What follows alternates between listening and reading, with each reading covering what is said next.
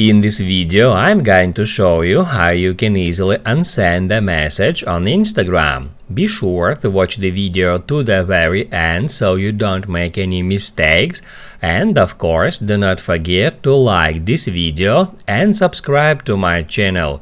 Thanks guys. So let's get started, and first off, open up Instagram app. Then go to your DMs, and after that go to some conversation. And then first off, let me send here some message to that conversation, and then if we want to unsend it, all we have to do is just long press our finger at that message, and then it will come up with that options, and all you have to do is just hit at unsend, just like that.